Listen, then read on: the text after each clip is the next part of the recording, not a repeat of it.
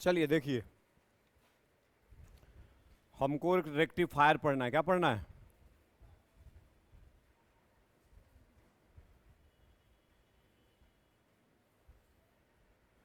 देखिए, सबसे पहले क्या लिखा हुआ है, आपसे वो सवाल पूछा जाएगा रेक्टिफायर क्या है। ठीक है, रेक्टिफायर क्या है 2 नंबर में, यह कितने प्रकार के होते हैं। अगर एक्सप्लेन करने के लिए आ जाए तो 5 नंबर बन सकता है, लेकिन जनरली आता नहीं है। तो आप इसको समझिए, पीएन जंक्शन ही रेक्टिफायर बनेगा, कोई अलग चीज नहीं है। पीएन जंक्शन ही क्या बनेगा, इसलिए क्या लिखा हुआ है, PN junction diode as rectifier को हिंदी में क्या कहते हैं, दिष्ट कारक। ये है क्या, तो हम बोलेंगे कि एक प्रकार का पीएन जंक्शन है। क्या है ये? जो एसी को डीसी में कन्वर्ट करता है। जो एसी को, एसी का मतलब अल्टरनेटिंग करंट, जो कैसे चलता है, प्लस माइनस प्लस माइनस, समझ रहे हो, एक बार प्लस एक बार माइनस, एक बार प्लस एक बार। वैसा धारा जो हर एक फिक्स टाइम इंटरवल के बाद अपना डायरेक्शन को बदल देता है, इसको हम एसी कहते हैं। क्या कहते हैं? डीसी में डायरेक्शन बदलता नहीं है। तो हम दिष्ट कारक के बारे में, या जिसको रेक्टिफायर बोल रहे हैं, इसके बारे में हम सीधा सीधा क्या कह सकते हैं कि यह एक विद्युतीय यंत्र है। क्या है? जो एसी को, इतना तो याद रहेगा, जो दिष्ट कारक है, रेक्टिफायर है, इसमें हम कौन सा यंत्र का प्रयोग करेंगे, तो सीधा बात है, कौन सा यंत्र आएगा, पीएन जंक्शन ही क्या बनने वाला है। अभी काम कैसे करता है इसके बारे में हम बात करते हैं। तो देखिए, इधर डेफिनेशन दिख रहा है, क्या लिखा हुआ है, रेक्टिफायर एक जो एसी तथा वोल्टेज को, यही ना बोले कि जो एसी को किस में बदल दे, वो क्या कहलाता है, पीएन जंक्शन में धारा का प्रवाह एक दिशा में होता था, पी से एन की एन से पी, पी से एन। तो सेमीकंडक्टर में पीएन जंक्शन में धारा का प्रवाह एक दिशा में होता है, और इसी गुण के कारण इसका प्रयोग, ये जो पीएन जंक्शन में धारा का प्रवाह जो एक दिशा में तुम देख रहे हो ना, यही गुण उसको दिष्ट कारक बनाएगा। समझ में आ रहा है? तो ये इंपॉर्टेंट गुण है ना जी। अगर सेमीकंडक्टर में पीएन जंक्शन में अगर धारा का प्रवाह दोनों दिशा से होता, तो क्या यह दिष्ट कारक बन पाता? नहीं बन पाता। मतलब पीएन जंक्शन में जो धारा का प्रवाह एक दिशा में होता है, पी से एन के तरफ, वही गुण इसको क्या बनाने वाला है, रेक्टिफायर बनाने वाला है। क्या समझ आ रहा है बात? चलिए, रेक्टिफायर क्या होता है ये क्लियर हुआ, आपको भी हुआ। रेक्टिफायर 2 प्रकार का होता है। रेक्टिफायर कितना प्रकार का होता है? 2 प्रकार का होता है। एक को बोलते हैं, एक को बोलते हैं, नामे से पता चल रहा है कि एक वो वैसा रेक्टिफायर होगा जो आधा को, वेव समझ रहे हो, वेव, ये वेव है, ठीक है। तो जो हाफ वेव रहेगा ना, ये आधा तरंग को डीसी में बदलेगा, और जो फुल वेव होगा वो पूरा तरंग को डीसी में बदलेगा। नाम से क्लियर हो रहा है? हाफ वेव माने तो ये आधे को, इसका आधा पार्ट, अब कौन सा पार्ट उस समझ में आएगा आगे। नाम से पहले पकड़ो, हाफ वेव रेक्टिफायर मतलब क्या है कि आधा वेव को क्या करेगा, रेक्टिफाई करेगा। आधा वेव को क्या करेगा, ये पूरा वेव, बताओ यहां से लेके यहां तक ये वो आता है पूरा वेव ना जी, तो इसका आधा यही ना आएगा। तो केवल आधा वेव को रेक्टिफाई कर रहा है, उसका नाम। अगर ये आधा पूरा, दोनों आधा कर दिया पूरा, ये पूरा हो गया, तब पूरा वाला को, सीधा बात है, कोई मुश्किल काम। अगर आधा को रेक्टिफाई करेगा हाफ वेव, पूरा को रेक्टिफाई करेगा फुल वेव। पहले इसी समझो डायरेक्ट। देखो नीचे को फोटो बनल है, ये किसको दिखा रहा है, ये वाला ग्राफ एसी को, क्योंकि वेव में चल रहा है, अल्टरनेट है, तो कौन होगा। आइए यहां पे हम लगा दिए कि क्या रेक्टिफायर है, ये क्या होता है हमको नहीं पता है, ठीक है। हम यहां पे लगा दिए क्या है, हाफ वेव। इधर से दे रहे हैं इनपुट, क्या दे रहे हैं, रेक्टिफायर में 4 गो टर्मिनल होता है, क्या गो, 2 गो इनपुट का और 2 गो आउटपुट का। इनपुट में किसको दिया, तो आउटपुट में क्या मिलेगा, आउटपुट में क्या मिलेगा? देखो यहां पे ध्यान देना, यहां पे जो आउटपुट मिला है इसका ग्राफ ई वाला है, देखो यही ना मिल रहा है। अब बता इसमें नेगेटिव है ये केवल पॉजिटिव है? तो डायरेक्शन बताओ, एक डायरेक्शन हो गया कि नहीं? यूनि डायरेक्शन हो गया कि नहीं? डीसी का मतलब क्या होता है? जो एक दिशा में जाए। क्या ये धारा एक दिशा में है? केवल प्लस है माइनस है, तो हम इसको बताओ एक दिशा बोल सकते हैं कि नहीं? तो रेक्टिफायर का काम यही है, इधर से इनपुट देगा कौन सी, निकलेगा कौन सी? अगर आधे आधे, देखो पूरा निकला है, जैसा वेव था वैसा निकला है कि आधा है? ये नीचे वाला देखो तो पटवा गायब है, ये नीचे है, ये गायब ना है जी। तो बताओ नीचे वाला निगेटिव साइकिल को रोक दिया, आप पॉजिटिव को पास कराया, तो आधे में पास हुआ। फिर देखो पॉजिटिव पास हुआ, निगेटिव रोक दिया, तो केवल किसको पास करा रहा है? तो ये पूरा हुआ क्या था? इसलिए इसका नाम, कोई मुश्किल काम है? अगर देखो नीचे वाला देखो फुल वेव, दिख रहा फुल वेव, ऐसे वेव जा रहा है, ठीक बात है, एसी है, इनपुट है, ये आउटपुट है। आउटपुट देखो, आउटपुट प्लस वाला पार किया, एक एक को पकड़ो, एक आधा आधा को पकड़ो, आधा को, तीन वाला पार हुआ। अभी जाना चाहिए था नेगेटिव, इसको उल्टा कर दिया, देखो नेगेटिव को क्या कर दिया, पॉजिटिव कर दिया, डायरेक्शन सीधा कर रहा है। ई रेक्टिफायर का काम क्या है? एसी को मतलब यूनि डायरेक्शनल करंट को पास कराना। ई बताओ यूनि डायरेक्शनल है कि बाई डायरेक्शनल है? प्लस भी है, और लेकिन आउटपुट देखो, प्लस तो पास करबे किया, अब माइनस को प्लस में बना के पास करवाया है, मतलब रोक नहीं रहा है किसी को, लेकिन पास करा रहा है तो उलट के पास करा रहा है, जो नेगेटिव है उसको। तब बताओ यहां पे सब वेव पास कर गया, क्या कोई रुका है? क्या इसके पहले वाला जैसा है कि नेगेटिव रुक गया? इसमें नेगेटिव क्या था, रोक दिया था, केवल किसको पास कराया? तो आधा रोक दिया, आधा, इसलिए इसका नाम। यहां पे क्या किया, नेगेटिव को पॉजिटिव में बदल के पास करा दिया, तब पूरा वेव ले गया ना, इसलिए इसका नाम। क्या यहां तक समझ में आया कि किसको मतलब क्यों कहा जा रहा है? अब बात है कि ऐसे होता कैसे सर, ये समझना पड़ेगा ना, इसका मैकेनिज्म क्या है। तब मैकेनिज्म देखिए समझते हैं हम। इधर पहला नाम क्या लिखा हुआ है, अब इसको एक्सप्लेन किया जा रहा है कि कैसे काम करता है।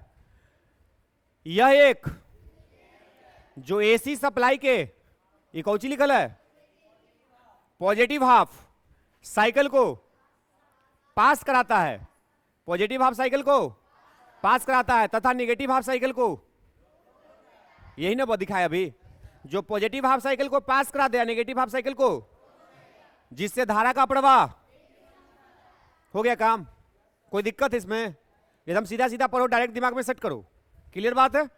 अब इसको काम देखना है, किसको कहते हैं, तो पहले भी समझे थे फिर दोबारा भी समझे।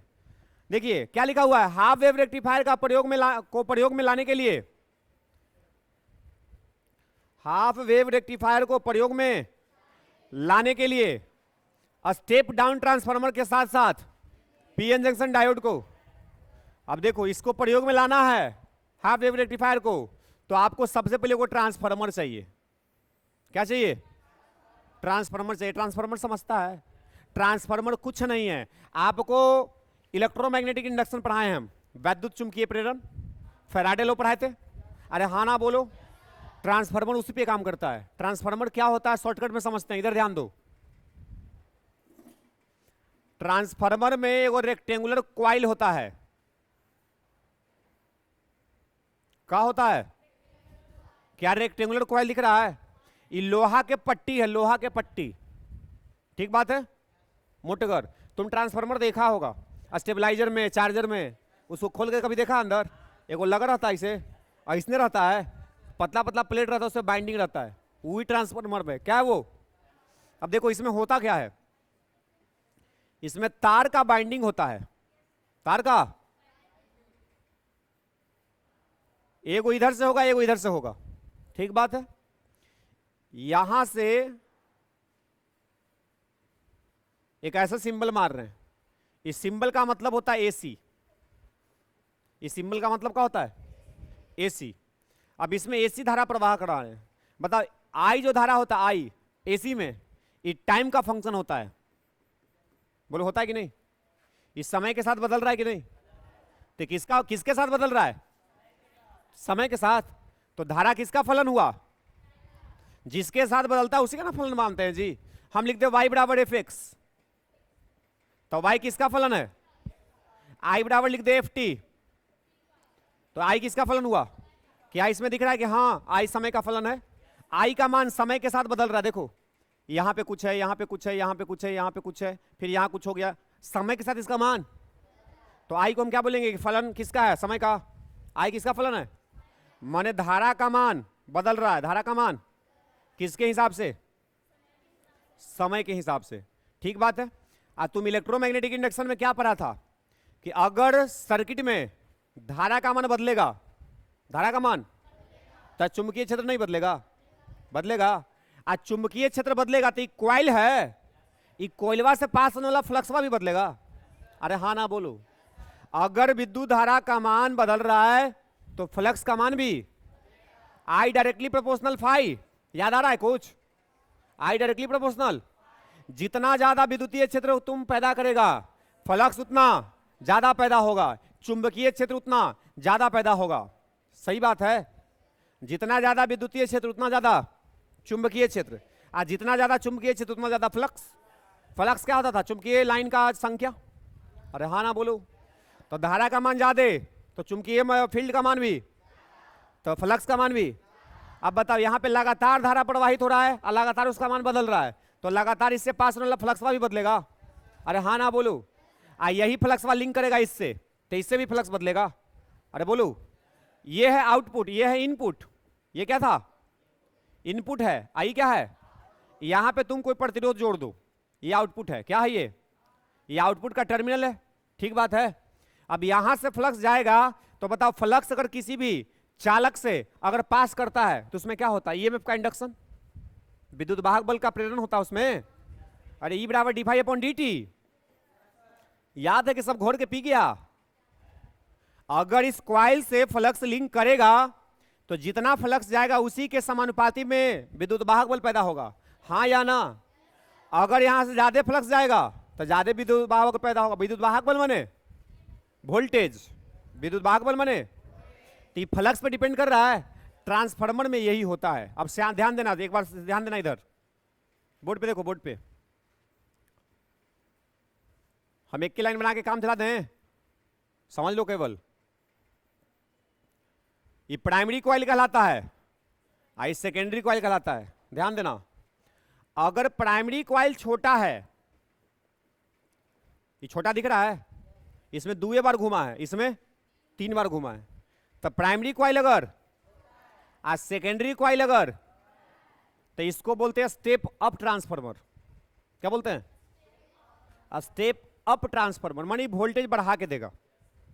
काहे कि यहां पे कॉइल का संख्या बढ़ा दिए तो विद्युत वाहक बल का मान भी बढ़ेगा, विद्युत वाहक बल का मान भी। तो अगर पहला प्राइमरी कॉइल, सेकेंडरी कॉइल, तो इस ट्रांसफार्मर का नाम स्टेप अप। उल्टा सोच लो, प्राइमरी कॉइल बड़ा है और सेकेंडरी कॉइल तो वोल्टेज ज्यादा देगा कि कम देगा?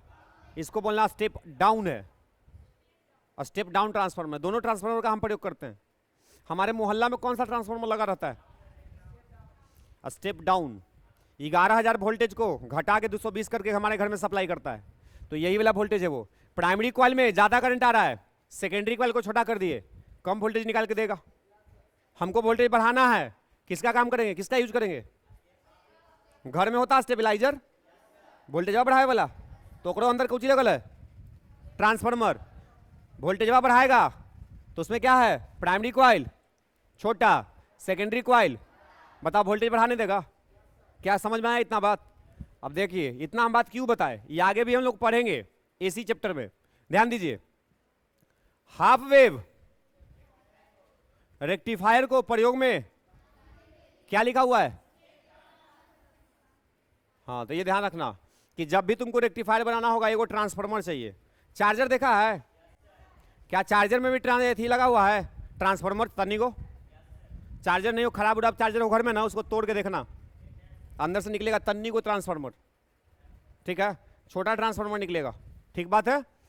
तो स्टेप डाउन ट्रांसफार्मर तुमको चाहिए, और साथ में क्या चाहिए, क्योंकि पीएन जंक्शन का यूनिलैटरल जो प्रॉपर्टी था एक दिशिक, वही ना उसको रेक्टिफायर बना रहा है। तो ये को क्या लेना, और उसके साथ क्या लेना, रेक्टिफायर बन जाएगा। ठीक बात है। अब बनाते हैं। नीचे फोटो दिख रहा है, यही है रेक्टिफायर। देखो यहां पे दिखाया गया है ट्रांसफार्मर, इसको बोलेंगे प्राइमरी कॉइल, इसको बोलेंगे सेकेंडरी कॉइल। समझ में आ रहा है बात? बताओ संख्या किसमें ज्यादा दिख रहा है, प्राइमरी में, सेकेंडरी में कम। ठीक, क्या हुआ, ये नहीं चाहिए था। आज बीच में दो लाइन खींचल, यही कुछ है। ठीक, कुछ नहीं है, कुछ अलग पदार्थ है, दोनों सटना नहीं चाहिए। ठीक बात है। ये दोनों के बीच में कुछ इंसुलेटर मटेरियल है कि दोनों कॉइल सटना, बस उसको अलग रखने के लिए बीच में ऐसे दिखाया गया। ठीक बात है। बताइए प्राइमरी कॉइल में सप्लाई क्या है, एसी। एसी सप्लाई दिख रहा है, एसी सप्लाई दी है। बता इसमें वोल्टेज पैदा होगा, इससे कम होगा कि ज्यादा, कम होगा। अब वोल्टेज का मतलब होता है उच्च विभव, तो इसका एक छोर पे मान लेते हैं प्लस, एक छोर पे मान लेते हैं। तुम उल्टा भी मान सकता है, देखो लिखल है, तुम प्लस की जगह क्या मान सकता है, और माइनस की जगह क्या मान सकता है, मान सकता है ना। एक एक करके बात करते हैं दोनों के बारे में। मान लीजिए कि ऊपर में क्या पैदा हुआ और नीचे में क्या पैदा हुआ। ठीक बात है। इस सेकेंडरी कॉइल का सर्किट है, सेकेंडरी कॉइल में को दिख रहा होगा पीएन जंक्शन जुड़ा हुआ है। क्या जुड़ा हुआ है, इसी को डायोड कहते हैं। तो एगो डायोड जोड़ दिए, और यहां से जो वायर निकला, यहां से जो वायर निकला, इसको आउटपुट बना दिए। क्या बना दिए, एगो लोड रेजिस्टेंस लगा दिए, आरएल। ठीक बात है। जो यहां से इंडक्शन के कारण इंडक्शन जो हो रहा है, किस करंट का इंडक्शन है, तब पैदा डीसी होगा कि एसी होगा। तो यहां पे एसी पैदा हो रहा है, इधर उच्च विभव, इधर मतलब इधर का जो वोल्टेज है वो ज्यादा है, इधर का वोल्टेज कम है। अब बताओ अगर इधर प्लस मान रहे हो तुम, तो ये जो डायोड है ये किस में जुड़ गया, पी टाइप पॉजिटिव से जुड़ गया, तब फॉरवर्ड की reverse, forward. P type positive से, तो यही नहीं सिखाए थे। तो अगर ये पी टाइप प्लस से जुड़ रहा है, ये प्लस वाला है, तो ये फॉरवर्ड बैस में, फॉरवर्ड बैस में धारा का प्रवाह होता है, फॉरवर्ड बैस में धारा का प्रवाह। तो यहां से जो भी धारा का प्रवाह होगा इसमें प्रवाहित हो जाएगा। आउटपुट मिला, अरे बोलो आउटपुट मिला। हम पहला हाफ साइकिल के लिए बात किए हैं, किसके लिए, अगर पहला हाफ साइकिल के लिए ऊपर वाला प्लस था, नीचे वाला, तो इसका जब डायरेक्शन उल्टा होगा तो यहां भी डायरेक्शन उल्टा होगा। अरे हाँ ना बोलो। अगर इधर वाला हम प्लस हाफ साइकिल को लेके चले हैं तो ऊपरे क्या पैदा हुआ, और नीचे, तो जब नीचे वाला को ले जाएगा तो उल्टा नहीं हो जाएगा, ये उल्टा करंट नहीं दिख रहा है। तो जो प्लस है वो किस में बदल जाएगा, और जो माइनस हो किस में बदल जाएगा, बोलो सही बात है। अब बताओ जब ऊपरे वाला माइनस हो गया तो डायोड किस में चला गया, रिवर्स बायस में। किस में चला गया, जिसको पश्च दिशिक बायस कहते थे। तब पश्च दिशिक बायस में करंट का प्रवाह होता है। बताओ नेगेटिव वाला को रोक दिया, जाने दिया जी, नहीं जाने दिया। समझ में आया। फिर किसके पास आएगा, तब फिर ऊपरे क्या, और नीचे क्या, प्लस वाला पास कर जाएगा। तो देखो फिर से प्लस पास हो गया। देखो बीच वाला निगेटिव वाला को रोक दिया कि नहीं रोक दिया, रोक दिया। तो आप बताओ हाफ वेव रेक्टिफायर जैसा काम कर रहा है, बस हो गया। कुछ था इसमें, कुछ नहीं है, सीधा सीधा बात है, कोई मुश्किल है। चलिए फुल वेव भी देख लेते हैं, लगे हाथ। देखो क्या लिखा हुआ है, फुल वेव रेक्टिफायर। इसका एक और नाम है, इसका नाम देने का कारण है कि जो सेकेंडरी कॉइल होता है ना, उसके सेंटर से इस कॉइल को दो पार्ट में बांट देते हैं।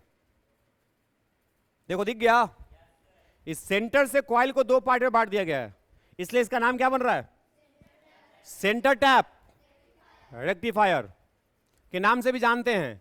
यह पॉजिटिव हाफ साइकिल के साथ साथ को रिवर्स करके इसमें के को डायोड चाहिए, हाफ वेव में और फुल वेव में। इसका एक और नाम क्या है फुल वेव का, समझ गया। अब देखिए काम कैसे करता है। स्टेप डाउन ट्रांसफार्मर दिख रहा है फिर से। ये वो प्राइमरी कॉइल, आई वाला सेकेंडरी कॉइल, ठीक बात है। सेकेंडरी कॉइल को बीच से दो पार्ट में बांट गए हैं, ठीक बात है। दिख गया दो पार्ट, बीच से दिख नहीं रहा है। एक डायोड नीचे लगा देना, एक डायोड ऊपर लगा देना, ठीक बात है।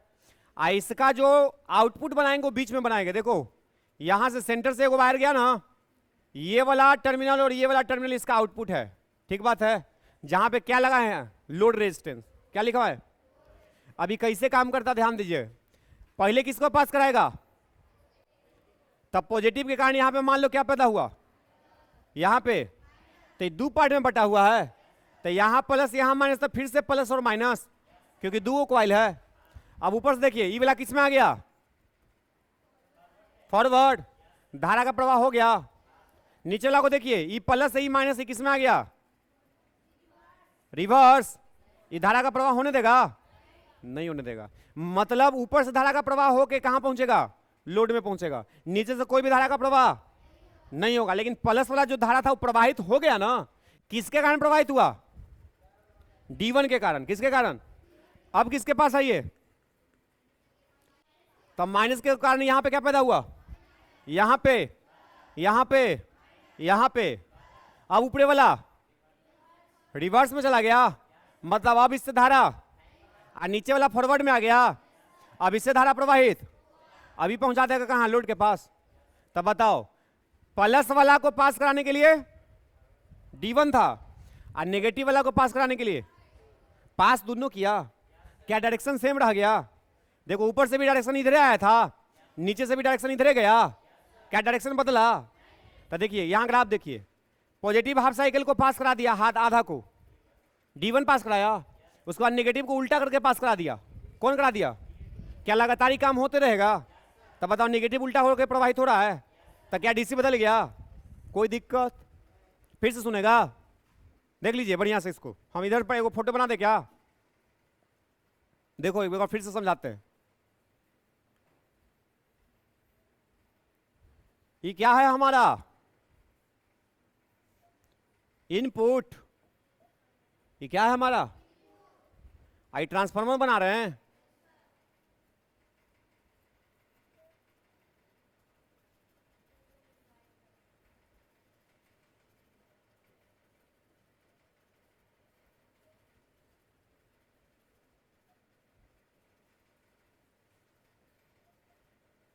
यही है, ये रेजिस्टेंस है, ये टर्मिनल है आउटपुट का, ठीक बात है। तुम यहां से इनपुट दे रहे हो, क्या दे रहे हो, तक एसी ना दोगे। एसी तो कैसे चलता है, प्लस माइनस। हम पहले इसके बारे में सोचते हैं, किसके बारे में, पॉजिटिव हाफ साइकिल। तो कॉइल दो पार्ट में बट गया, इधर क्या मान लेते हैं क्या पैदा हुआ, तो इधर, तो इधर, तो इधर। बताओ कहां से धारा प्रवाहित हो रहा है, D1 से कि D2 से, क्योंकि D1 किस में है, फॉरवर्ड बायस, तो धारा का प्रवाह इधर हुआ, ये फाइनली घूम के इधर आएगा, किसको मिल गया, आउटपुट में निकल गया। आउटपुट हमको चाहिए। पहला हाफ पॉजिटिव हाफ साइकिल पास हो चुका है, अब किसके बारे में सोचो, तो यहां पे क्या पैदा होगा, यहां पे, यहां पे। अब बताओ किस में चला गया, अब इससे धारा का प्रवाह आई किस में आ गया, अब फॉरवर्ड में है, क्योंकि यहां पे क्या आ रहा था, यहां पे नीचे माइनस है यहां, ठीक है। अभी फॉरवर्ड में है, तब फॉरवर्ड में धारा का प्रवाह करवा देगा। आउटपुट के पास बताओ जो धारा पहुंच रहा है, क्या उसका डायरेक्शन उल्टा है कि सेम है। अब ग्राफ में हमको क्या बनाएंगे कि पॉजिटिव पास किया, कौन कराया, उसके बाद नेगेटिव भी उल्टा होकर पास हुआ। बताओ फुल साइकिल पास हो रहा है लेकिन यूनिट डायरेक्शन में, इसलिए इसका फुल वेव रेक्टिफायर नाम हुआ। क्लियर हुआ। तो बस यही था रेक्टिफायर। रेक्टिफायर किसके लिए प्रयोग किया जाता है, एसी को डीसी में, हाफ वेव में क्या रेक्टिफायर,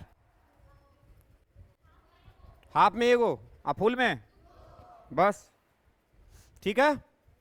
चलिए अगला क्या है हमारा, फोटो माने प्रकाश। फोटो माने, फोटो का मतलब प्रकाश वैद्युत प्रभाव नहीं पढ़े थे, फोटो इलेक्ट्रिक इफेक्ट पढ़े थे ना, तो वो उसी के जैसा ही काम करेगा। देखो फोटो डायोड माने प्रकाश का इसका कुछ प्रभाव होगा। क्या लिखा हुआ है? वैसा पीएन जंक्शन डायोड जो फोटो सेंसिटिव मटेरियल, मतलब प्रकाश सुग्राही पदार्थ।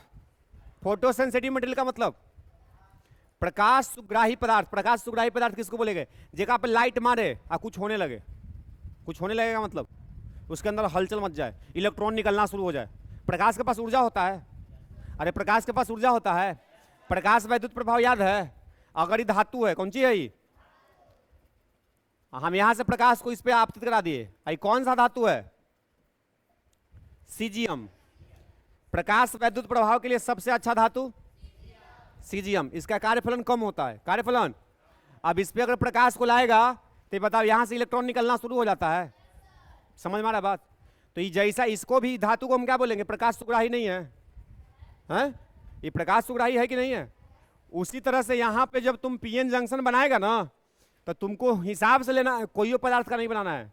सिलिकॉन जर्मेनियम का खाली बना देंगे तो नहीं काम चलेगा। यहां पे साफ साफ लिखा हुआ है, मतलब प्रकाश सुग्राही पदार्थ का हमको पीएन जंक्शन बनाना है। क्या किसका बनाना है? तो वैसा पीएन जंक्शन जो प्रकाश सुग्राही पदार्थ फोटो सेंसिटिव मटेरियल का बना होता है उसको क्या कहते हैं? इसका मेन काम पता है क्या है? ये धारा का पता लगाने के लिए है। किसके लिए? धारा का पता लगाने के लिए। कैसे काम करता है ध्यान दीजिए। एक चीज और यहां पे ध्यान देना, इसे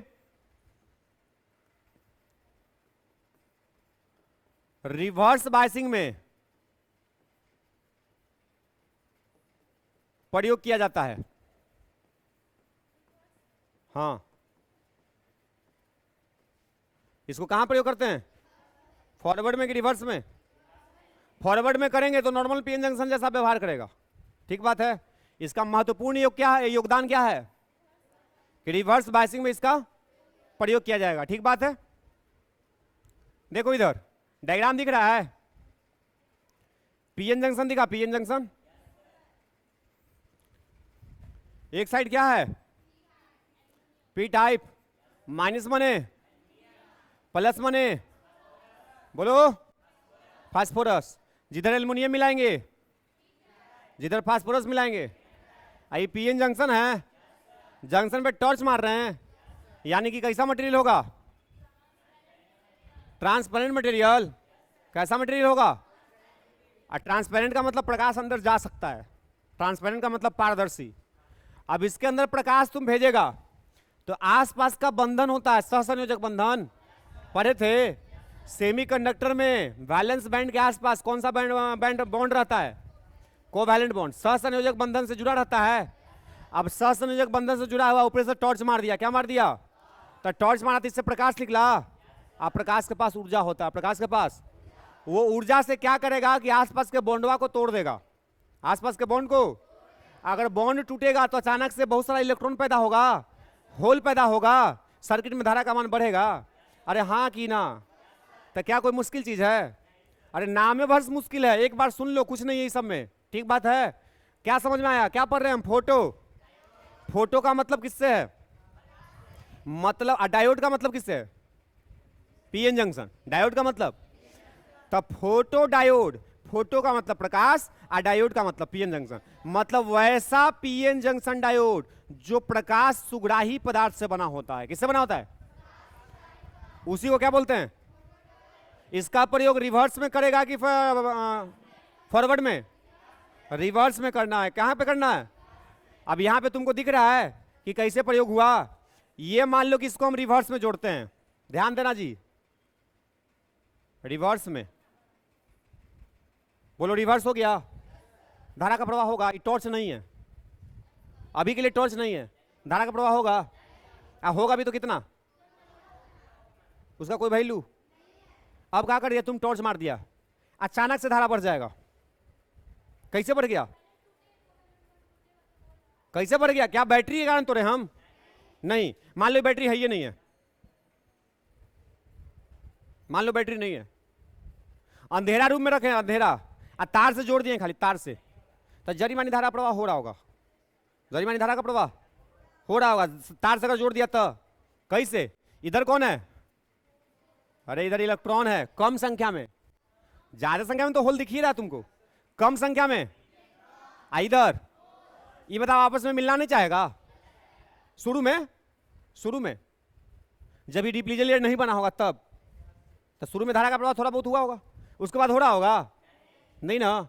अब क्या करिए, टॉर्च बार दिए, तो टॉर्च बारे तो टॉर्च के से प्रकाश निकला, अब प्रकाश के पास ऊर्जा था, ये डिप्लीजन लेयर के आसपास का बॉन्ड टूट गया, अचानक से इलेक्ट्रॉन होल पेयर बहुत सारा आ गया और सब मिलना शुरू कर दिया, और सब फेरे में तो था मिलने का, तो सब आपस में मिलना शुरू कर, धारा का प्रवाह हो जाएगा, काम खत्म।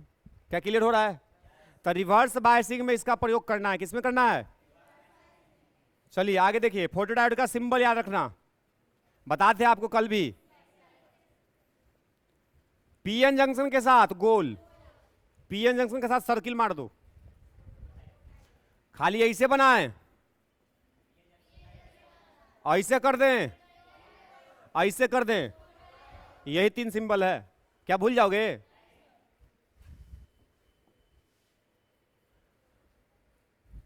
देखो इधर, ये थोड़ा उल्टा जोड़ दिया है, ये सही जुड़ा हुआ है, रिवर्स बायसिंग में यूज करना है। अब ठीक हो गया? अब रिवर्स बायसिंग में इसको जोड़े हैं, बताओ, देखो यहां शुरू में धारा का प्रवाह हो रहा है कितना, देखो I1 कितना करंट है, बहुत कम कि बहुत ज्यादा है, और उसके बाद क्या जला दिए इस पे, देखो अचानक से, तो बढ़ा किसके कारण? इसको बोलते हैं ब्राइट करंट, इसको क्या बोलते हैं? Bright current. ब्राइट करंट का मतलब समझ में आया, प्रकाश के वजह से आया है, इसको बोला जाएगा डार्क करंट, लिखल है। I1 क्या है, I2 क्या है, क्या सब कुछ एकदम बिल्कुल साफ साफ झलक रहा है? झलकना चाहिए भी। चलो अगला क्या है, एलईडी सवाल बहुत बार पूछा गया है, समझा? 2 नंबर में आई फुल फॉर्म पूछ लेता है, ऑब्जेक्टिव मिला तुमको, क्वेश्चन बैंक तुम देखता होगा, ये मिला एलईडी का फुल फॉर्म, एगो इसका एगो लेजर का, ये VVI है जी, लेजर एलईडी का full form. Light amplification, stimulated emission radiation, बोलो, खाली लाइटें है, light amplification, stimulated emission radiation, light amplification stimulated emission for radiation. क्या क्लियर हुआ? रिपीट करो, रिपीट।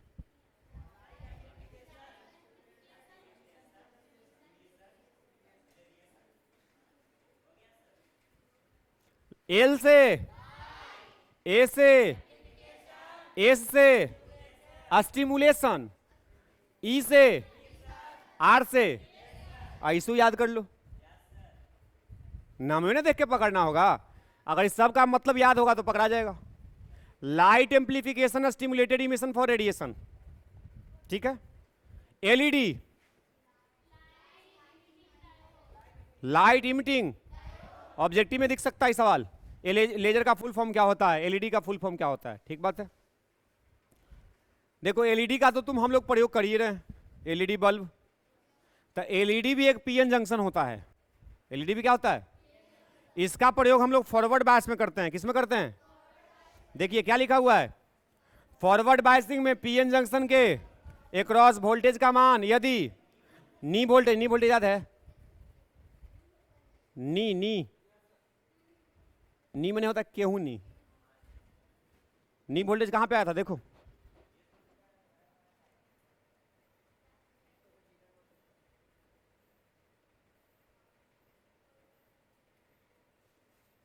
कहां चल गया हो,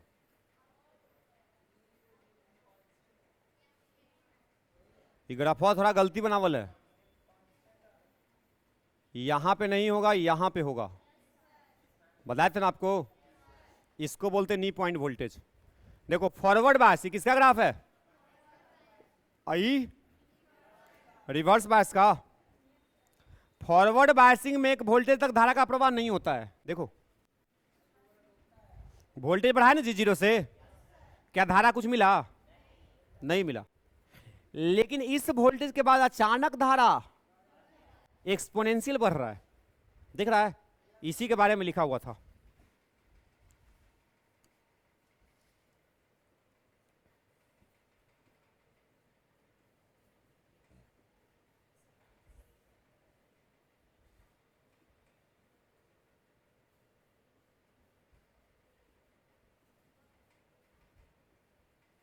यही था ना?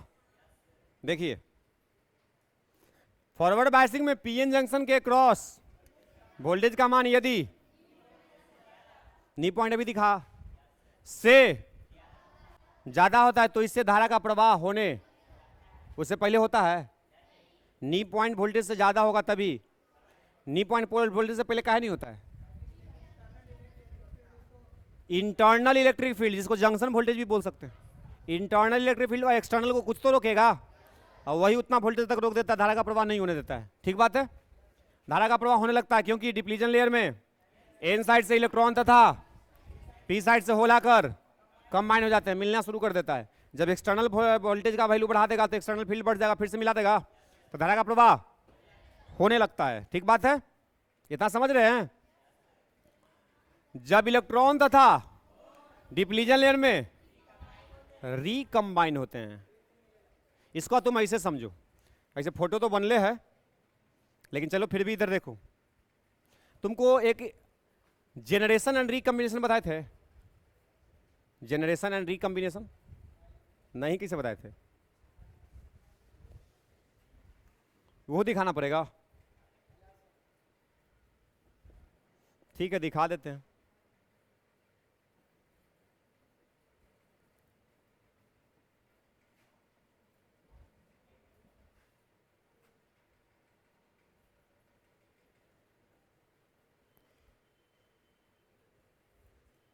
देखो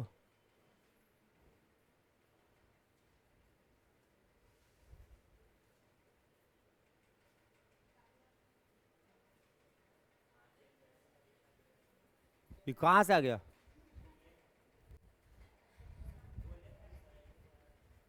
इसमें क्या सिखाया गया था याद करो आप कि देखो ई है कौन सा,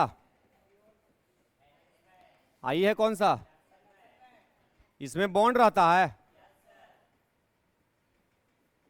यही बॉन्डवा टूट के कहां जाता है? बॉन्डवा टूटा, इलेक्ट्रॉन फ्री होकर यहां चला गया। अब बताओ ये एनर्जी लेके ना टूटा है और लगातार ही घटना होते रहेगा तो इसका ताप बढ़ जाएगा। तो उसको ताप को मेंटेन कैसे किया जाता है? जो इलेक्ट्रॉन कंडक्शन बैंड में जाता है, चालन बैंड में पहुंचता है, ये ऑटोमेटिक फिर से नीचे आता है और नीचे किसको खोजते चलेगा? होल को। होल जैसे ही मिलेगा उसके साथ कंबाइन हो जाएगा और कंबाइन होकर फिर से बॉन्ड बना देगा। बॉन्ड बनेगा तो स्टेबल होगा तो एनर्जी निकालेगा। पहले तोड़ने के लिए ऊर्जा चाहिए था, अब जब बॉन्ड बनेगा तो ऊर्जा निकलेगा। तो जितना लिया था, जितना चाहिए था उतने ना निकालेगा। क्या ताप में कोई प्रभाव पड़ेगा? तो इलेक्ट्रॉन का जनरेशन और रिकम्बिनेशन का मतलब समझ में आया? इलेक्ट्रॉन होल पेयर जो बनता है अब फिर से टूटता है, फिर से बनता है, लगातार चलते रहता है, इसलिए इसका ताप क्या रहता है? अब यहां पे ध्यान दो, एलईडी में इसका प्रयोग कर रहे थे हम। कितना पेज नंबर था? 27। देखिए क्या लिखा हुआ है, फिर से पढ़ लें, पढ़ लीजिए क्या लिखा हुआ है। फॉरवर्ड बायसिंग में पीएन जंक्शन के क्रॉस नी वोल्टेज से तो इससे धारा का प्रवाह, क्योंकि डिप्लीजन लेयर में एन साइड से तथा पी साइड से आकर कंबाइन हो जाता है। जब इलेक्ट्रॉन तथा होल डिप्लीजन लेयर में रिकंबाइन होते हैं, मैंने दोबारा आके मिलते हैं, तो डेल्टा ईजी के बराबर ऊर्जा का फोटोन उत्सर्जित करेगा। करेगा कि नहीं करेगा? ये कौन था? कौन था जी? बैलेंस बैंड, ये कौन था? दोनों के बीच का अंतर डेल्टा ई जी। बताओ यहाँ वाला इलेक्ट्रॉन यहाँ के बॉन्ड बनाएगा तो कितना ऊर्जा निकलेगा? जितना अंतर है, ऊर्जा का अंतर कितना है? डेल्टा ई जी। तो जब इलेक्ट्रॉन होल के साथ जुड़ के बॉन्ड बनाएगा तो ये डेल्टा ई जी के बराबर ऊर्जा निकलेगा कि नहीं? यही ऊर्जा किस रूप में निकलता है? वही हमको दिखता है, वही हमको प्रकाश के रूप में दिखता है। तो एलईडी में समझ में आया क्या होता है?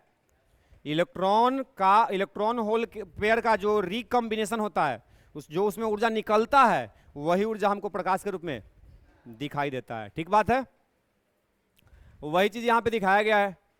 ठीक है, यहां पे क्या होगा? यहां पे इलेक्ट्रॉन होल पेयर का मिलना शुरू हो जाएगा, मतलब इधर से इलेक्ट्रॉन इधर से होल। जब ये दोनों मिलेगा तो यहां से क्या निकलेगा? प्रकाश निकलेगा।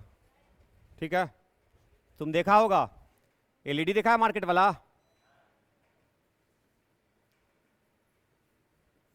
ऐसा होता है। हाँ, यहां पे ऐसे बनावर रहेगा, ज्वाइंट रहता है, देखना ध्यान से। यही है पीएन जंक्शन, दिख रहा नहीं क्या है? हाँ, तो कौन चीज एलईडी ऐसा नहीं देखा बाजार में है? छोटका एलईडी, छोटका एलईडी एगो देखना टर्मिनल बड़ा रहेगा, एगो छोटा रहेगा। बड़ा वाला को पी साइड, छोटा वाला को एन साइड, ये सिंबल है। यहाँ पे फिलामेंट रहता है। हाँ, दो को खाली निकलर रहेगा। और क्या है पता है? पीएन जंक्शन है। यहाँ पे जो निकलर रहता है, यहाँ पे जो शटर रहेगा फिलामेंट नहीं रहता है बल्ब जैसा। यहाँ पे क्या रहता है? यही पीएन जंक्शन यहाँ पे रहता है। इसी के अंदर जब वोल्टेज सप्लाई करोगे तो इलेक्ट्रॉन होल पेयर का रिकॉम्बिनेशन जनरेशन शुरू हो जाता है। जब जनरेट होता है, रिकम्बाइन करता है, तो प्रकाश निकलता है, लाल पीला हरा नीला सब तरह का। हाँ, क्या खराब हो जाता है? तो खराब हो सकता है, सामान्य तो खराब नहीं होगा जी। अब तापे बढ़ा दिए, तापे ज्यादा हो गया तो खराब हो सकता है ना, जल गया, इसका टर्मिनल वे टूट गया, कुछ भी हो सकता है। समझ रहे हो बात को? तो एलईडी में जो तुमको समझाया मेन कॉन्सेप्ट क्या है? एलईडी किस पे काम करता है? पढ़ो। डिप्लीजन लेयर में रिकॉम्बिनेशन पे ही काम कर रहा है। जब इलेक्ट्रॉन होल पेयर डिप्लीजन लेयर में रिकम्बाइन होते हैं तो रिकम्बाइन जब भी होगा तो ऊर्जा किस रूप में निकलेगा? अब वही हमको, बात खत्म। ठीक बात है? और कुछ? अब चलो आ गया, इतना तुम फिलहाल पढ़ लो। ठीक है, इसके बाद हम लोग का एक बहुत ही आसान टॉपिक है जिससे हर साल सवाल आता है, जिसका नाम क्या है? Logic gate.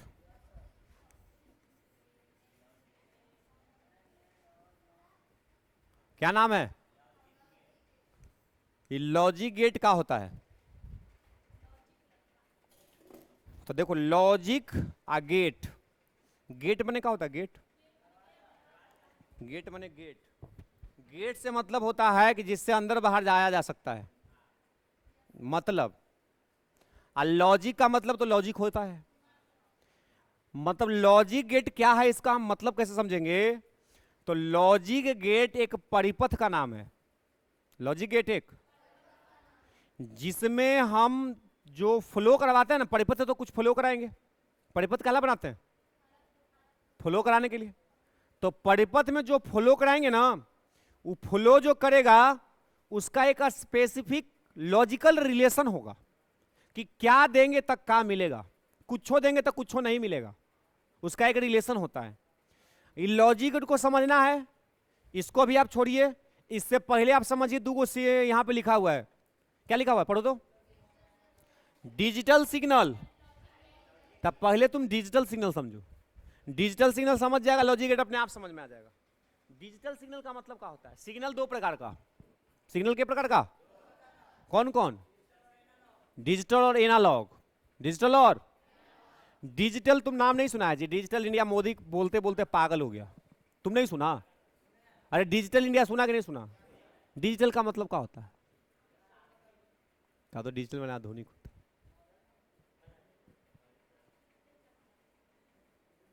डिजिटल बना मॉडर्न होता है जी। डिजिटल का मतलब क्या होता है? डिजिटल मैंने डिजिटल बोर्ड।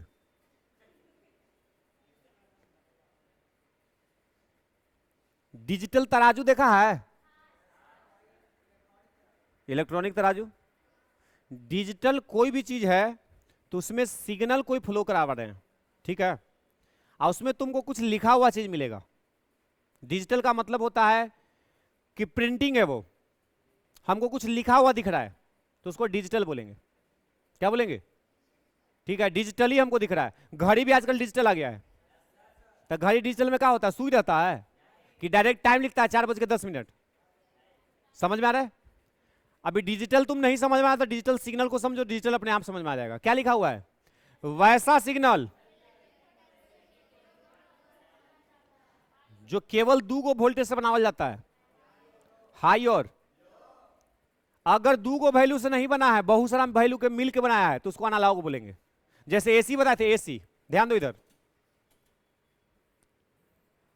एगो धारा ऐसे प्रवाहित हुआ, एगो धारा ऐसे प्रवाहित हुआ, ठीक है। इसमें बताओ नेगेटिव है कहीं? इसमें है। तो जिसमें प्लस हो जाए, जीरो हो जाए, नेगेटिव हो जाए, तीनों है, इसको बोलना एनालॉग है। क्या बोलना? आज जिसमें पल्से है लेकिन एक हाई है और एक लो है, उसके अलावा कुछ नहीं है, केवल दो ही को वैल्यू होगा, या तो हाई या तो उसके बीच में। इसके बीच में बहुत सारा वैल्यू है, देखो दिख रहा है, शुरू में लगातार बढ़ा है तो इसका बहुत सारा वैल्यू है, फिर घटते घटते घटते बढ़ा, फिर घटा, घटते घटते जीरो, फिर निगेटिव में बढ़ा, फिर जीरो, फिर पॉजिटिव में। एगो दो वैल्यू है बहुत सारा। अगर विभव का, वोल्टेज का, अगर बहुत सारा मान को मिला के अगर कोई सिग्नल को भेजा जा रहा है, सिग्नल बने, सिग्नल बने, सिग्नल की सिग्नल पहला बार सुन रहा है? सिग्नल नहीं आ रहा है, सिग्नल जा रहा है, सिग्नल कमजोर हो गया है, ऐसा बोलता है ना तुम। सिग्नल का मतलब इंफॉर्मेशन, इलेक्ट्रिकल फॉर्म। सिग्नल का मतलब क्या है? Electrical form of information. कोई भी इंफॉर्मेशन, कोई भी सूचना का जो विद्युतीय रूप होता है ना, उसको सिग्नल कहते हैं। क्या कहते हैं? जैसे घर में बताओ, टीवी चलाते हो ना, किसका टीवी चलाते हो? अरे यार, कंपनी का नाम पूछ रहे हैं। किसका टीवी चलाते हो का मतलब जो तुम्हारे पास इंफॉर्मेशन आता है, वो कहां से आता है? कोई एंटीना लगेले है कि सिटी केबल है? एंटीना लगल है, सिटी केबल है। तब बताओ, एंटीना लगाओ चाहे सिटी केबल लगाओ, क्या एंटीना से तार एगो आता है? क्या वो टीवी में लगता है, सेटअप बॉक्स में लगता है? अगर सेटअप बॉक्स में उतार ना लगे, क्या टीवी में फोटो आएगा, टीवी में गाना बजेगा? इसका मतलब वो तार से सिग्नल आ रहा है। क्या आ रहा है? अब वही सिग्नल से तुम्हारा टीवी पे चलचित्र चलता है, गाना सुनता है, न्यूज देखता है, जो तुमको देखना है। बताओ, सिग्नल नहीं रहेगा, काम होगा? कभी कभी देखना टीवी में लिख देगा नो सिग्नल, लिखता है। मैंने सिग्नल नहीं है तो टीवी नहीं चलेगा। तो सिग्नल है क्या? सुनो, सिग्नल कुछ नहीं, इंफॉर्मेशन लेके आता है। कौन लेके आता है? Electrical form. कौन लेके आता है? अगर कोई इलेक्ट्रिकल फॉर्म आ रहा है और उसके साथ में सिग्नल है, तो हम बोलेंगे कि वो सिग्नल हो गया। मतलब कोई इलेक्ट्रिकल फॉर्म आ रहा है, उसमें कोई इंफॉर्मेशन है, कोई सूचना है, तो हम उसको बोलेंगे सिग्नल है। ठीक बात है। मोबाइल में भी सिग्नल आता है। तुम हेलो बोलता है, तुरंत हेलो पहुंच जाता कहीं और, तो ऐसे पहुंच गया कि कोई सिग्नल उसको पकड़ रहा तभी पहुंचा। मोबाइल में बताओ, रेडिएशन है कि नहीं है, टावर है कि नहीं है? समझ पा रहे हो बात को? तो सिग्नल क्लियर हुआ? अरे हुआ कि नहीं हुआ? अब उसी में सिग्नल दो प्रकार का है। के प्रकार का है? एगो का नाम है डिजिटल सिग्नल और एगो का, तो डिजिटल तुमसे पहले समझो, वैसा सिग्नल जो वोल्टेज के केवल दो मानों से बनता है, एक उच्च और एक। देखो, क्या इसको हम उच्च बोल सकते हैं, इसको निम्न बोल सकते हैं? उच्च वाला को लिखेंगे 1 से, निम्न वाला को। ये एक सिंबल हुआ। क्या हुआ? ऐसा मत समझना कि 1 वोल्ट हो गया आज 0 वोल्ट हो गया, नहीं। अगर हम बोले, देखो ध्यान देना, हम एक ग्राफ यहां बना रहे हैं, ठीक है, इसका जो मैक्सिमम वोल्टेज है वो 10 है, और जो मिनिमम है 5 वोल्ट है। मतलब वोल्टेज के को मान से मिलकर बना कौन कौन, 5 और ज्यादा कौन है, तो 10 वाला को बोलेंगे ये 1 है, 10 वाला को बोलेंगे, आप 5 वाला को बोलेंगे। समझ में आया 0 1 का मतलब?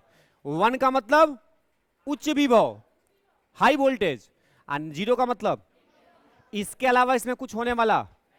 अब सुनना, क्या डिजिटल सिग्नल सबको समझ आया?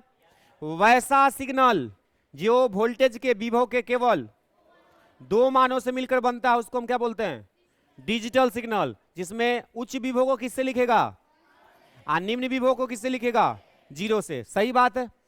एनालॉग सुन लो, केवल वैसा सिग्नल जो विभव के बहुत सारे मानों से मिलकर बनता है, जो विभव के बहुत सारे मानों से मिलकर बनता है उसको क्या बोलते हैं? Analogue signal. क्या बोलते हैं उसको? अब सुनो एक बात बताओ, एनालॉग सिग्नल तो तुमको दिख ही रहा है डेली लाइफ में। अभी जो विद्युत धारा दिख रहा है वो एनालॉग सिग्नल है ना जी। उस एगो वोल्टेज है कि वोल्टेज बदल रहा है? वोल्टेज बदल रहा है। डिजिटल सिग्नल भी तुम देख पा रहे हो। तराजू में देखा ना डिजिटल सिग्नल? दिखा कि नहीं देखा? मोबाइल में डिजिटल आ रहा है ना, डिजिटल बोर्ड पे तू पढ़ रहा है, बोले पढ़ना है जी। अभी अगर डिजिटल बोर्ड पे हम पढ़ रहे हैं, डिजिटल सिग्नल को हम देख रहे हैं, तो डिजिटल सिग्नल को प्रवाहित करने के लिए भी तो एगो सर्किट चाहिए, जैसे एनालॉग के लिए एगो सर्किट बना हुआ है। हाँ ना बोलो? अगर एनालॉग सिग्नल को तुमको एक जगह से दूसरे जगह तक ले जाना है तो उसके लिए कोई परिपथ चाहिए कि नहीं? चाहिए ना, जिसको तुम विद्युतीय परिपथ कहता है।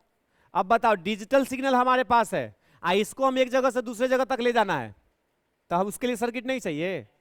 क्या यही सिग्नल उस परिपथ से जाएगा जो एनालॉग के लिए है? बोलिए, जो एनालॉग के लिए परिपथ बनाया गया है, क्या उसी परिपथ से डिजिटल को भी हम प्रवाहित करवा सकते हैं? नहीं करवा सकते। डिजिटल से कैसे प्रवाहित करवा लेंगे? बोलो, समझ में आ रहा बात? जिस परिपथ से एनालॉग सिग्नल प्रवाहित होगा, क्या उसी से डिजिटल सिग्नल भी प्रवाहित हो जाएगा? नहीं होगा। उसके लिए हमको अलग से सर्किट चाहिए, उसके लिए हमको अलग से। अब ध्यान से सुनो, टॉपिक पे पहुंच गए हैं। क्या तुमको डिजिटल सिग्नल एनालॉग सिग्नल समझ में आया? डिजिटल सिग्नल किसको कहेंगे? वैसा सिग्नल जो वोल्टेज के उच्च और खत्म।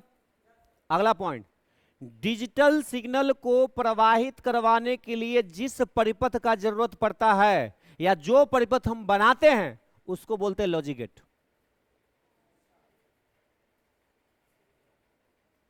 खत्म।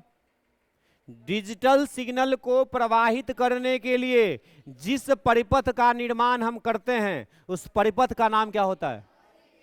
तो लॉजिक गेट कोई दरवाजा नहीं है, परिपथ है। क्या है वो?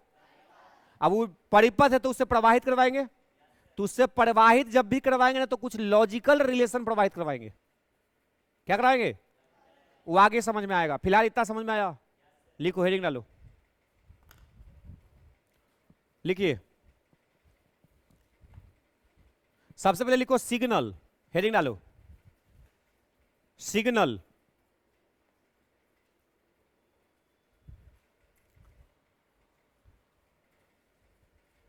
सिग्नल लिख लिया? क्या लिखा? सिग्नल।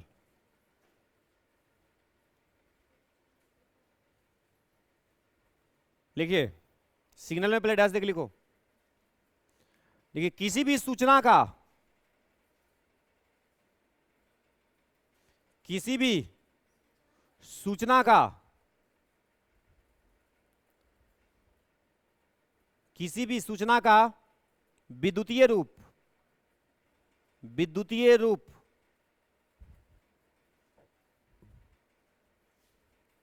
किसी भी सूचना का सिग्नल कहलाता है।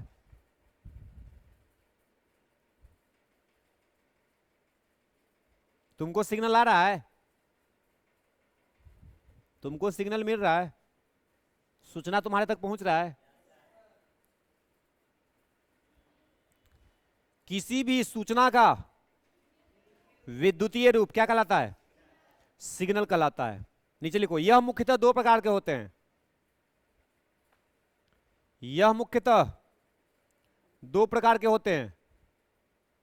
सिग्नल के प्रकार के होते हैं, दो प्रकार के होते हैं। पहला डिजिटल सिग्नल,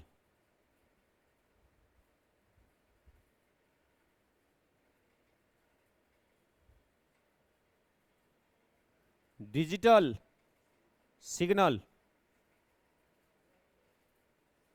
लिखिए वैसा सिग्नल, वैसा सिग्नल जो विद्युतीय विभव के केवल दो मानों से मिलकर बनता है। वैसा सिग्नल जो विद्युतीय विभव के केवल दो मान, ब्रैकेट में लिखना, वैसा सिग्नल जो, वैसा सिग्नल जो विद्युतीय विभव के केवल दो मान, ब्रैकेट में उच्च कॉमा निम्न, वैसा सिग्नल जो विद्युतीय विभव के केवल दो मान, ब्रैकेट में उच्च तथा, ब्रैकेट बंद, विद्युतीय विभव के केवल दो मानों से मिलकर बनता है, केवल दो मानों से मिलकर बनता है, उसे डिजिटल सिग्नल कहते हैं। उसे डिजिटल सिग्नल कहते हैं। ठीक बात है। दूसरा लिख लो, एनालॉग सिग्नल। एनालॉग सिग्नल लिखिए वैसा सिग्नल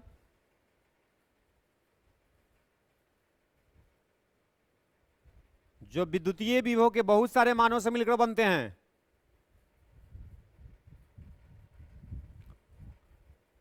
वैसा सिग्नल जो विद्युतीय विभव के बहुत सारे मानों से मिलकर बनते हैं। वैसा सिग्नल जो विद्युतीय विभव के बहुत सारे मानों से मिलकर बनते हैं, उसे एनालॉग सिग्नल कहते हैं। बोलो हो गया। क्वेश्चन में क्या था? सिग्नल और सिग्नल के प्रकार। अगर ये सवाल आए 2 नंबर में कि सिग्नल किसे कहते हैं या कितने प्रकार के होते हैं, लिख दोगे। सिग्नल किसको कहेगा? किसी भी सूचना का विद्युतीय फॉर्म क्या कहलाएगा? के प्रकार का? डिजिटल और डिजिटल माने विद्युतीय विभव के दो मानों से मिलकर बनेगा, उसको क्या बोलना? उस बहुत सारे मान से। अगला सवाल लिखो, क्वेश्चन करके लिखना। लॉजिक गेट किसे कहते हैं या कितने प्रकार के होते हैं?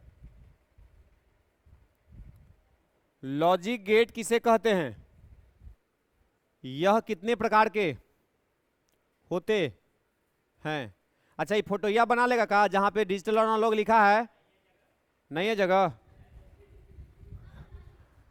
जिसके पास है बना लो। देखो ये क्या है? आई क्या है? हाई लो दिखा।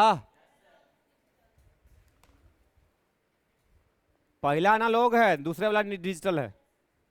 छोटा छोटा बना लो ना, क्या दिक्कत है?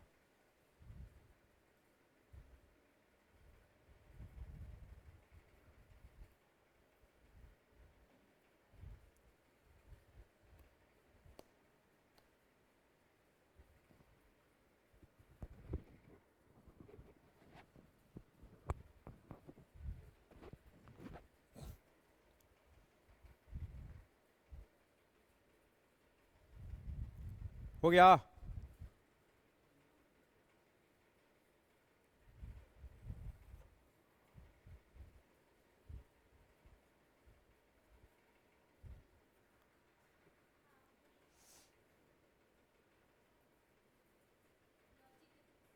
लिखा। लॉजिक गेट किसे कहते हैं, यह कितने प्रकार के होते हैं, लिखो। देखिए डिजिटल सिग्नल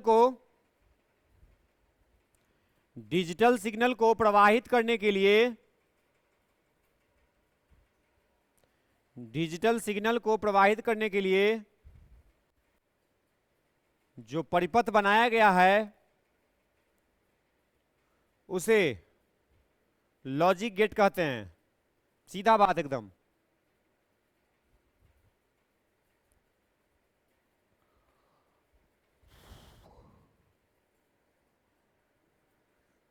डिजिटल सिग्नल को प्रवाहित कराने के लिए जो परिपथ बनाया गया है उसे क्या कहते हैं, लॉजिक गेट कहते हैं।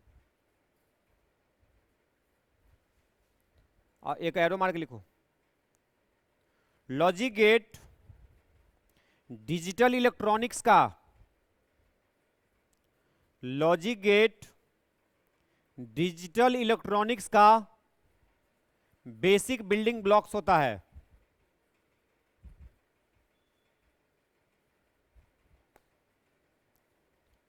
लॉजिक गेट डिजिटल इलेक्ट्रॉनिक्स का बेसिक बिल्डिंग ब्लॉक होता है। देखो ना लिखा है बोर्ड पे, ब्लॉक का पता है क्या बोल रहे हैं, ये देखो ये जो बन रहा है ना इसे इसे इसको ब्लॉक डायग्राम कहते हैं। तो डिजिटल इलेक्ट्रॉनिक्स जो आप देख रहे हैं, जितना भी सामान आपके पास दिख रहा है ना डिजिटली, चाहे वो स्मार्टफोन से लेकर स्मार्ट वॉच से लेके स्मार्ट बोर्ड तक देख लो, सब कुछ तो आजकल स्मार्ट आ रहा है। स्मार्ट जिसमें लग गया वो सब डिजिटल है। सब क्या है, सब डिजिटल है। इसका मतलब कि बिना सर्किट के चल रहा है, कि उसमें से इंफॉर्मेशन प्रवाहित करने के लिए सर्किट बना होगा। उस सर्किट जो भी बनता है ना, ध्यान से सुनो, जो भी सर्किट बनता है डिजिटल मतलब क्या बोल सकते हैं, डिजिटल सिग्नल को फ्लो कराने के लिए, डिजिटल सिग्नल को फ्लो कराने के लिए जो सर्किट बना रहे हो उसी का नाम लॉजिक गेट है। ठीक बात है। तो लॉजिक गेट सबसे बेसिक पार्ट हुआ, यहीं से शुरुआत हो रहा है। डिजिटल सर्किट हम बना रहे हैं तो काहला बना रहे हैं, डिजिटल सिग्नल फ्लो करा सके। डिजिटल सिग्नल अगर फ्लो होगा तभी ना कुछ सामान को हम बना सकते हैं, जिस तब ना काम करेगा वो। तो डिजिटल सिग्नल को फ्लो कराने के लिए जो सर्किट बनाए उसी का नाम क्या दे दिए हम, लॉजिक। तो हम ऐसा नहीं कर सकते कि डिजिटल इलेक्ट्रॉनिक्स जो भी आप सामान देख रहे हैं उस सब का बेस क्या है, लॉजिक गेट।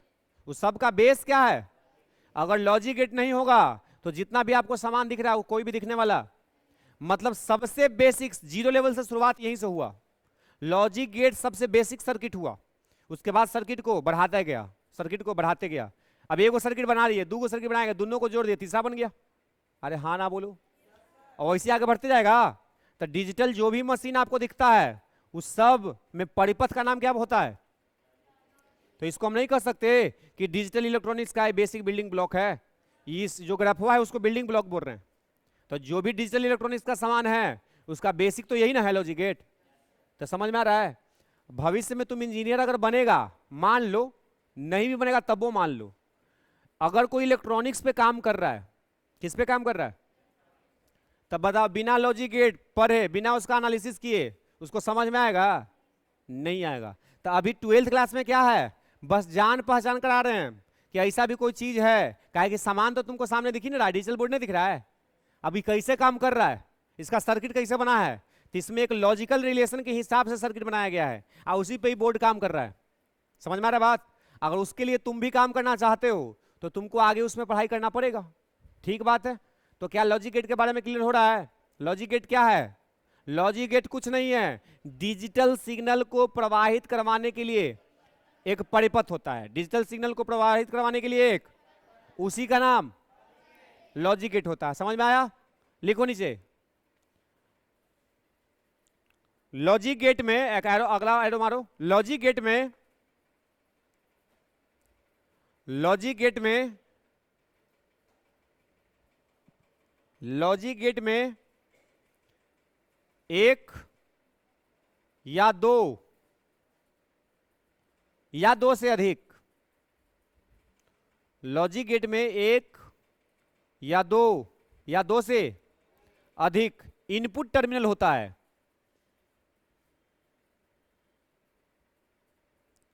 लॉजिक गेट में एक या दो से अधिक इनपुट टर्मिनल होता है तथा एक आउटपुट टर्मिनल होता है तथा एक आउटपुट टर्मिनल होता है। किसी गेट में एगो इनपुट होगा एगो आउटपुट होगा, किसी गेट में दो गो इनपुट होगा एगो आउटपुट कभी नहीं, आउटपुट एक को रहेगा। क्या लिखा है पढ़ो।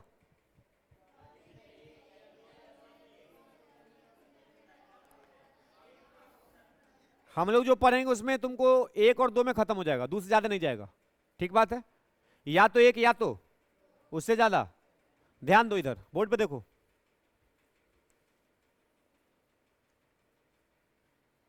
देखो इधर कौची लिखल है, सिंगल इनपुट गेट नहीं दिखा, ये वाला सिंगल इनपुट। क्या बोल रहे हैं हम कि आउटपुट तो एक ही रहबे करेगा, इनपुट बदल सकता है। अगर इनपुट भी एगो आउटपुट भी एगो तो उसको क्या बोलना, सिंगल इनपुट गेट। ठीक बात है। अगर मान लो कि इनपुट के को हो जाए आउटपुट के को रहे तो इसको क्या बोलना, टू इनपुट गेट। इनपुट में दो को है तो लिखो पहला नंबर, लिखो single input gate, single input gate, single input gate. इसको खाली बना लीजिए, बस बना के छोड़ दीजिए, समझ तो आ ही रहा है। सिंगल इनपुट गेट का मतलब क्या हुआ, एगो इनपुट एगो आउटपुट।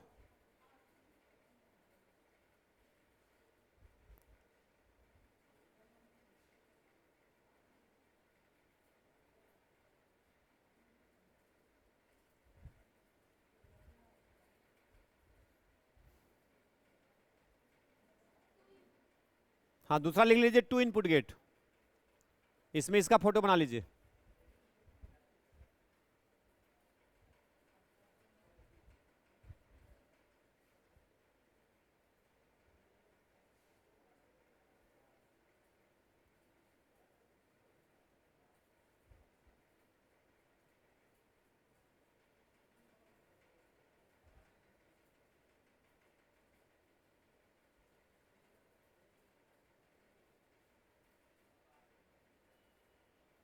हो गया, बस 2 मिनट और इंतजार कीजिए, 2 मिनट, उसके बाद छोड़ देंगे। ठीक है।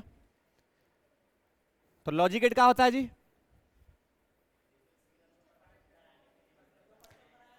डिजिटल सिग्नल को प्रवाहित करवाने के लिए जो परिपथ बना वो एक लॉजिकल संबंध को ही प्रवाहित करवाता है, सबको प्रवाहित नहीं कराता है।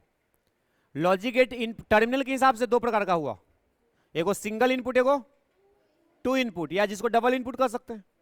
ठीक बात है। जिसमें एगो इनपुट एगो आउटपुट सिंगल इनपुट, जिसमें दो गो इनपुट एगो आउटपुट डबल इनपुट या टू इनपुट। बोलो यहीं तक बात हुआ, क्लियर यहां तक कि कोई दिक्कत? तो क्या क्वेश्चन लिखे थे,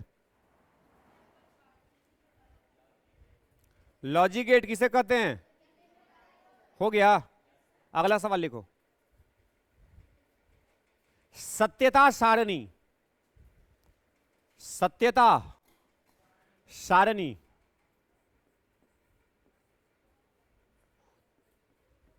कौन सी लिखल है, तो लिखो सत्यता माने ट्रूथ। अब ब्रैकेट में सत्यता सारणी लिखा ना, तो ट्रूथ टेबल, टेबल माने सारणी। सत्यता सारणी ट्रूथ टेबल किसे कहते हैं?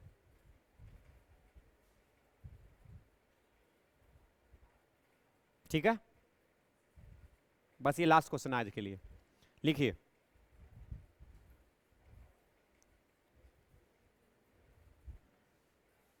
लेकिन लॉजिक गेट में,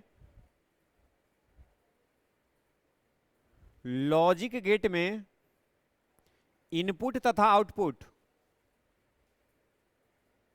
लॉजिक गेट में इनपुट तथा आउटपुट के बीच के संबंध को दिखाने के लिए लॉजिक गेट में इनपुट तथा आउटपुट के बीच में संबंध दिखाने के लिए जिस सारणी का प्रयोग किया जाता है, संबंध दिखाने के लिए जिस सारणी का प्रयोग किया जाता है उसे सत्यता सारणी कहते हैं। उसे सत्यता सारणी कहते हैं। बोलो समझ में आया? इनपुट और आउटपुट जो मिलेगा ना, वो दोनों के बीच में एक संबंध होता है जिसको लॉजिकल रिलेशन बोल रहे थे। उस संबंध को दिखाने के लिए जिस टेबल का प्रयोग करेंगे, जिस सारणी का प्रयोग करेंगे, उसी का नाम। बस थोड़ा सा दिमाग से सुन लेना बात।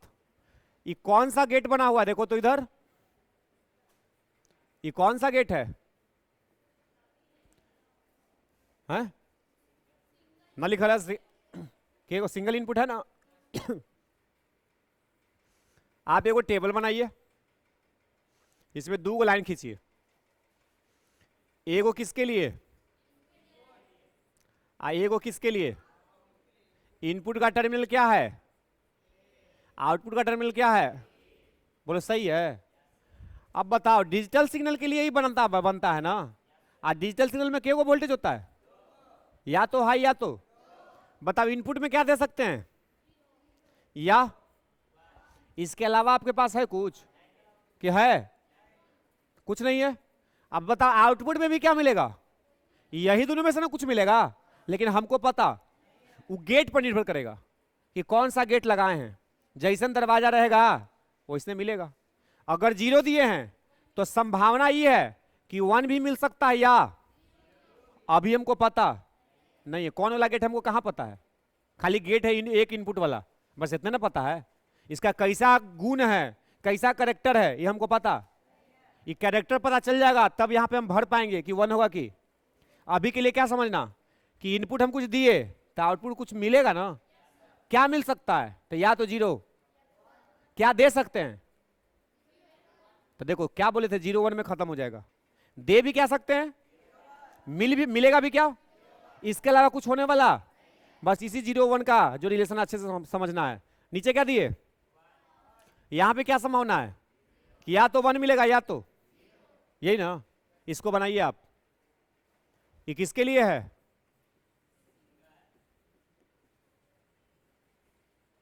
For single input gate. बन गया?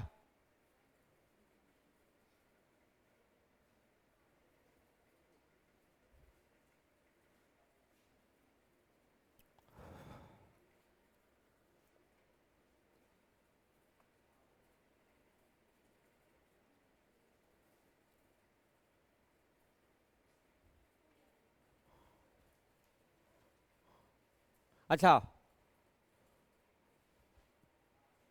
जल्दी लिखो ना जी। देखो इधर, गेट तो हमारे पास 2 ना था, तो ये भी तो संभव है। तो इसका क्या होगा? देखो फिर से कोई टेबल बनाओ। एक तरफ इनपुट में कौन है? इनपुट में कौन है? बोलो। इसमें बता 2 को है नहीं, उल्टा बना दिए।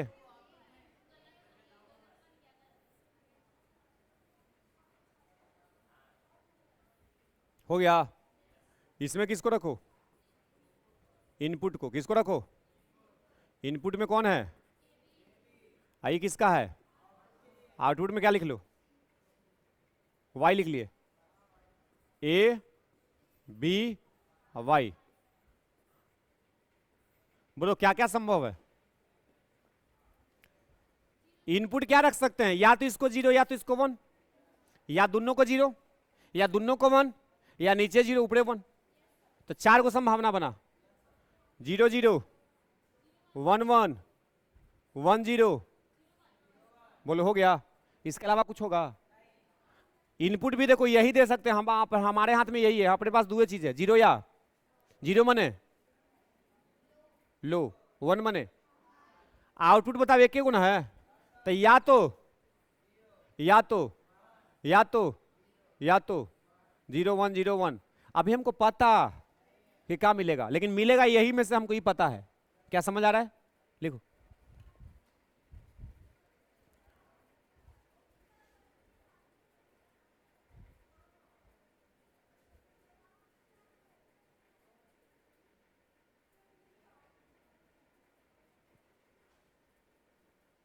हो गया?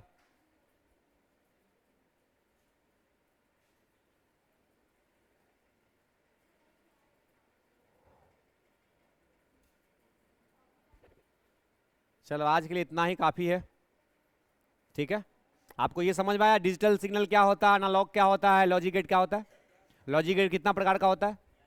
चलो अगला क्लास में 10 मिनट में 10 मिनट में नहीं, आधा घंटा लगेगा, आधा घंटा में अच्छे से समझा दिया जाएगा, सब कुछ क्लियर हो जाएगा। मिटा दें? देखो एक चीज सुन लो, देखो यही पढ़ना है हमको कॉमनली, यही से सवाल पूछा जाएगा। समझ में आ रहा है? हाँ यही में से कोई वो पूछ देगा, एक नंबर में भी आता है, ऑब्जेक्टिव तो एकदम पक्का रहेगा, पक्का। हाँ ऑब्जेक्टिव एकदम पक्का रहेगा, ठीक है। 2 नंबर में भी आता है, 5 नंबर में तो नहीं आता है। एंड गेट क्या है, ट्रूथ टेबल बनाइए, ठीक है। तो अगला क्लास के लिए ये रहने देते हैं, पांचों अच्छे से समझ जाएंगे। तो चलिए ठीक है, वीडियो जाके देख लीजिएगा एक बार।